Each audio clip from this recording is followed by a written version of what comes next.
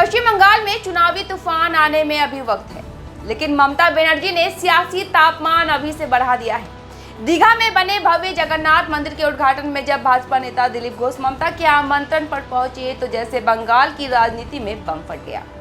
क्या ये महज शिष्टाचार था या एक बड़ी सियासी विषाद का पहला मोहरा? क्या दिलीप घोष की यह मुलाकात भाजपा में नई फूट की शुरुआत है या ममता की मास्टर स्ट्रोक रणनीति? दीघा के समंदर किनारे सिर्फ लहरें नहीं उठी, बल्कि बंगाल की सत्ता की गहराइयों में हलचल मच गई है। और आज की खास रिपोर्ट में करेंगे इस मुलाकात के सियासी मायनों का पूरा विश्लेषण। नमस्कार, मैं हूं आपके साथ राबिया और आपने देखना शुरू कर दिया है न्यूज़ नाउ। दीघा में जगन्नाथपुरी मंदिर के उद्घाटन समारोह के ठीक बाद ममता बनर्जी और भाजपा के नेता दिलीप घोष के साथ हुई बैठक इन दिनों खबरों की सुर्खियों में है।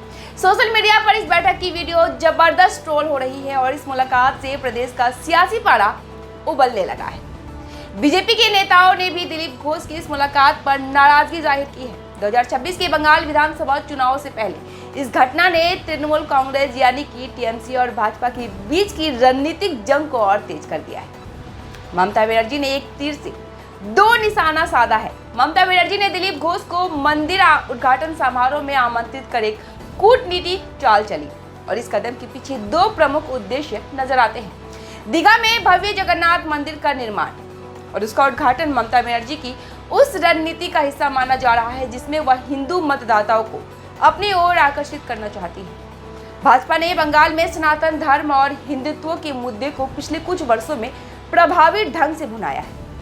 रामनवमी और हनुमान जयंती जैसे अवसरों पर भाजपा की रैलियों ने हिंदू मतदाताओं में मजबूत आधार बनाया और ऐसे में ममता ने जगन्नाथ मंदिर के जरिए यह संदेश देने की कोशिश की है कि उनकी पार्टी भी सनातन धर्म के प्रति उतनी ही संवेदनशील है कि जितनी भाजपा। दिलीप घोष को आमंत्रित करना ममता की एक सोची समझी रणनीति थी जिसका लक्ष्य भाजपा के भीतर दरार को और गहरा करना था। दिलीप घोष अपने अंदाज के लिए जाने जाते हैं और आए दिन दिलीप घोष राज्य सरकार, ममता बनर्जी और यहाँ तक कि अपने दल के नेताओं के खिलाफ बयान देते रहते हैं। पार्टी लाइन से हटकर उनका बयान व्यक्तिगत होते हुए भी हमेशा खबरों की सुर्खियों में रहता है। दीघा के जगन्नाथ मंदिर उद्घाटन समारोह में जाना भी उनका व्यक्तिगत निर्णय था, लेकिन पार्टी के नेता और प्रतिपक्ष नेता शुभेंदु अधिकारी को यह बड़ा खटक रहा है।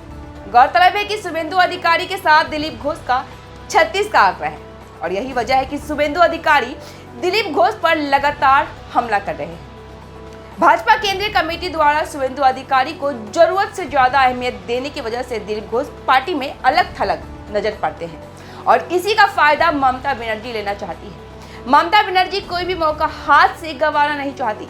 ममता ने इस मौके का फायदा उठाते हुए घोष को न केवल आमंत्रित किया बल्कि उनके साथ सार्वजनिक रूप से गर्मजोशी से मुलाकात भी की और इस मुलाकात में भाजपा के भीतर हड़कंप मचा हुआ है। भाजपा को ऐसा लग रहा है कि दिलीप घोष ममता बनर्जी के साथ मिलकर एक बड़ी रणनीति बनाने में व्यस्त है। शुभेंदु अधिकारी ने बिना नाम लिए कहा, मैं किसी के व्यक्तिगत व्यवहार पर टिप्पणी नहीं करूंगा, जबकि सौमित्र खान ने सोशल मीडिया पर घोष पर टिप्पणी करते लिखा कि यह बंगाल भाजपा के लिए शर्म की बात है। तो वहीं दिलीप घोष ने शुभेंदु अधिकारी और सौमित्र खान पर हमला करते हुए कहा कि ये वही लोग हैं जो कभी ममता बनर्जी के करीब हुआ करते थे और आज बड़ी बड़ी बातें कर रहे हैं। मैं भले ही राजनीति छोड़ दूं लेकिन भाजपा नहीं छोड़ूंगा।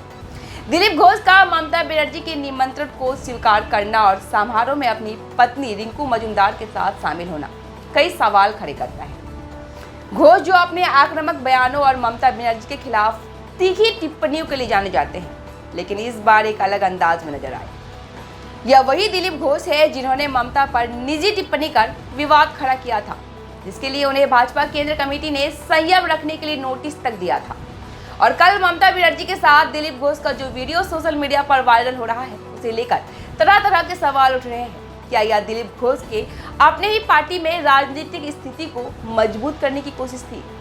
तो कुछ विश्लेषकों का मानना है कि दिलीप घोष जो हाल के वर्षों में भाजपा में हाशिए पर चल रहे हैं और इस मुलाकात के जरिए अपनी अहमियत साबित करना चाहते थे। ममता के साथ उनकी तस्वीरें और वीडियो जो सोशल मीडिया पर वायरल हो रही है, उनके माध्यम से दिलीप घोष खुद को जनता के बीच चर्चा में लाने में कामयाब रहे। बंगाल विधानसभा चुनाव में अब सिर्फ 1 साल बचा है और दोनों पार्टियां टीएमसी और भाजपा हर मौके को भुनाने में जुटी है। ममता बनर्जी ने पहले ही दावा किया था कि वह 2/3 बहुमत के साथ सत्ता में लौटेगी। तो वहीं दूसरी ओर भाजपा दिल्ली और हरियाणा जैसे राज्यों में अपनी जीत के बाद बंगाल में भी सत्ता परिवर्तन का दावा कर रही है। इस मुलाकात ने कई सवाल खड़े कर दिए। क्या ममता बनर्जी जगन्नाथ मंदिर के जरिए हिंदू मतदाताओं को लुभाने में कामयाब होगी, या यह कदम भाजपा के हिंदुत्व कार्ड के सामने कमजोर पड़ जाएगा? क्या दिलीप घोष की यह मुलाकात उनकी राजनीतिक महत्वाकांक्षा का संकेत है, यह सिर्फ एक शिष्टाचार भरा कदम था? क्या भाजपा अपनी आंतरिक एकता को मजबूत बनाए रख पाएगी, या ममता की यह चाल उनके लिए बड़ा खतरा बन जाएगा? ममता बनर्जी और दिलीप घोष की दीघा मुलाकात बंगाल की सियासत में एक नया मोड़ लाई है। ममता ने इस मौके का इस्तेमाल न केवल हिंदू मतदाताओं को साधने के लिए किया, बल्कि भाजपा के भीतर फूट डालने में भी सफलता हासिल की। दूसरी ओर दिलीप घोष का यह कदम उनकी अपनी राजनीतिक अहमियत को बनाए रखने की कोशिश भी हो सकती है, लेकिन इस मुलाकात ने उन्हें अपनी ही पार्टी में आलोचना का पात्र बना दिया। 2026 के चुनाव से पहले यह मुलाकात बंगाल की सियासत में एक अहम घटना साबित हो सकती है, जिसके दूरगामी परिणाम देखने को मिलेंगे। राजनीतिक विश्लेषकों का मानना है कि ममता की यह चाल अल्पकालिक लाभ तो दे सकती है, लेकिन लंबे समय तक हिंदू के मुद्दे पर भाजपा का पलड़ा भारी रह सकता है। बंगाल की जनता इस मुलाकात को कैसे देखती है, यह तो समय ही बताएगा, लेकिन फिलहाल यह सियासी ड्रामा सुर्खियों में बना हुआ है। उम्मीद करते हैं हमारे कार्यक्रम आपको अच्छे लग रहे होंगे। अगर आपको हमारे कार्यक्रम अच्छे लगते हैं तो न्यूज़ नाउ के पेज को ज्यादा से ज्यादा लाइक, शेयर और सब्सक्राइब करना ना भूलें। फिलहाल के लिए इतना ही है, अब दीजिए मुझे इजाजत। धन्यवाद।